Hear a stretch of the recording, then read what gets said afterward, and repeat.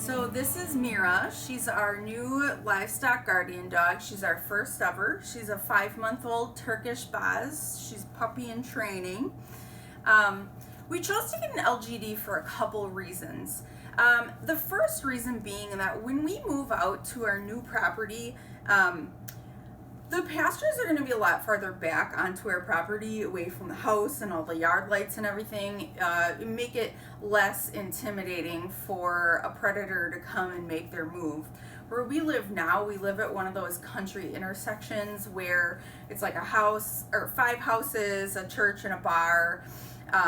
We all have like 2 acres roughly, and there's parking lot lights and yard lights and people at the bar late into the night, and I think it makes it a little more intimidating. When our pastures are real close to the house, we don't really see a lot of predators. I mean, some aerial predators for the chickens, but not like coyotes around here attacking. So that new property is definitely going to need a little bit more protection, the livestock there.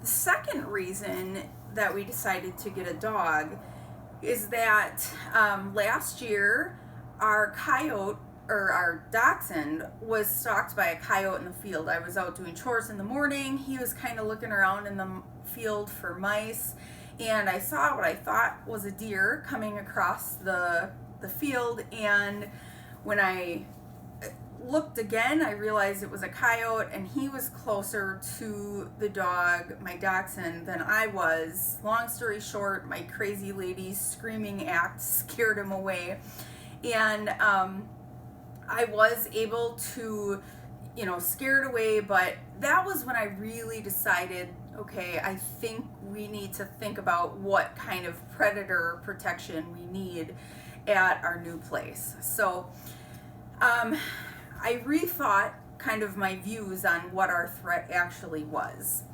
And do you want to face the camera so they can see you? Come here. I know. There we go. Yeah. So now, knowing that we needed predator protection, kind of my third step was, what do we want? Typically your choices are llamas, donkeys, and dogs. I did a lot of research and just decided dogs made sense. We have a lot of dogs now.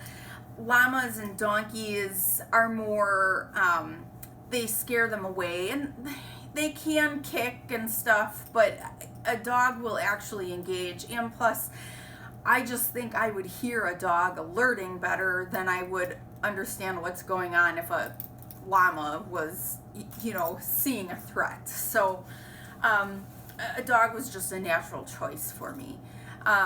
Researching LGDs is like going down a rabbit hole. There's a lot of information out there. There's a lot of misinformation out there. And initially, when I first thought about it, I kind of thought, we'll get an LGD, and it is what it is, and I know how to train dogs. We do obedience training. I'm not worried about it. And the more I started researching, I found a lot of people that really talked about like not interacting with the dogs, not touching them, because they won't bond to the stock and they won't do their job. And I thought, well, that makes so little sense to me, because first of all, I like dogs, and I don't want a dog that I don't have a relationship with. So I thought that sounded fishy. And second, if your dog perceives the UPS man as a threat and now decides to protect their livestock from the UPS man, how are you going to call him off? I mean, it just doesn't make sense to me to have a dog you can't control, because why would a dog listen to you if you don't interact with it or care about it? So I started joining Facebook groups. As much as I hate Facebook groups, oh, what do you see? She really likes it when leaves blow. And so I joined a few that were about livestock guardian dogs and training, and I was quickly left a few of them because it was just a lot of opinions, and just some of them didn't feel right, and I thought I'm not all about this, and I really was looking for a group that kind of told me what I wanted to hear, that I could raise this dog like my other dogs, and that we could do obedience training. And I did finally find a group that set me on the right track. Their philosophy totally lined up with my philosophy, and the people who started the group are so knowledgeable. They delete comments that are unfounded. If you are making dumb comments, you're out. So it's a drama-free group. I've really enjoyed it, and I think I would have a hard time doing some of the training that I'm doing now had I not found this group. So I'm so grateful for them. If you want to know about it, you can shoot me an email, and I can give you that info. I don't want to plug them on this video just because I don't have permission to talk about it, but by all means, I can give you that info if you're serious about joining the group. And through that group, we found a really wonderful breeder, and she does a really good job selecting for the traits that you want for a livestock guardian.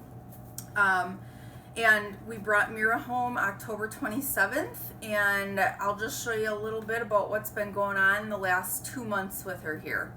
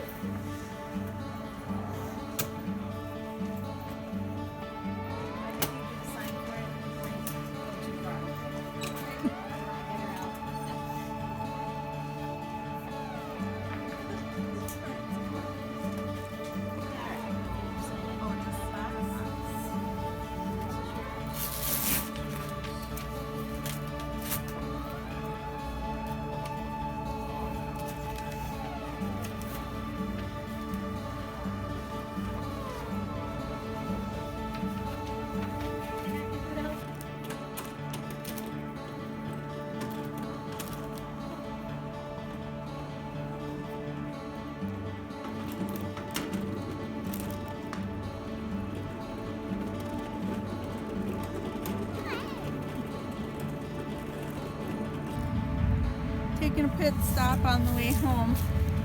She vomited about 2 minutes into the drive, so now she's taking a breather.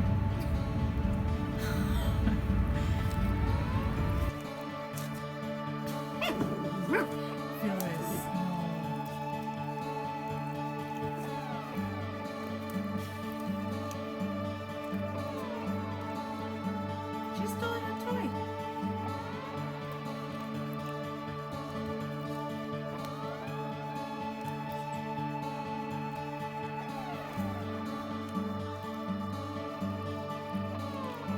We finally have a name. It's Mira.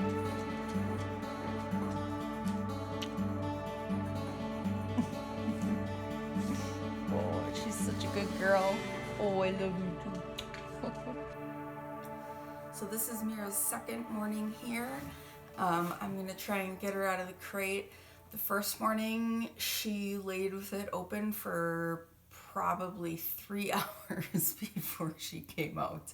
So we'll see if we can get her out this morning. She was so scared the first morning, and I didn't want to like yank her out. She just doesn't know our place and our routine. So we'll see if this goes a little better this morning.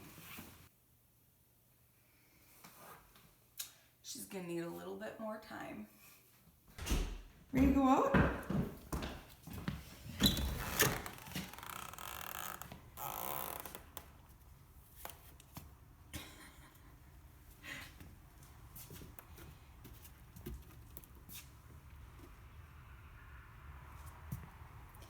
Keep going.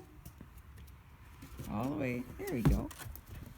What do you think of this snow?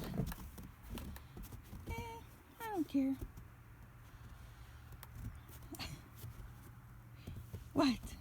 Should we go potty? Come on.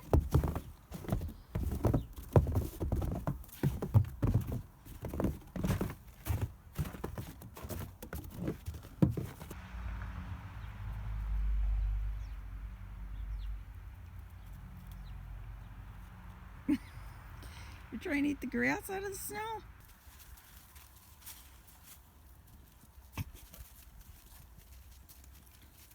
Nobody will play with you in the snow. She'll play by herself. So it's Mira's first morning doing chores with me. She's doing really good. She's being like totally calm. The goats, on the other hand, they've been pretty much spitting at her. Like, yes. You don't like this girl here, do you?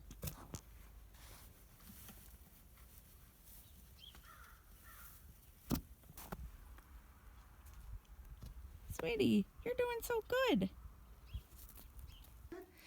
So Mira's doing really well.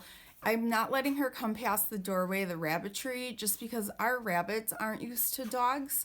I don't let our other dogs come in the rabbitry, so they actually can get really scared and they'll run around their cages, and they can actually like break their neck if they get scared enough. They'll just smack right into the side. Since obviously I don't want that to happen, I'm letting them get used to her. There's not a lot of reason for her to come in here because she'll never really have to protect the rabbits. I don't do colony rabbits. But she should know, hey, you get out.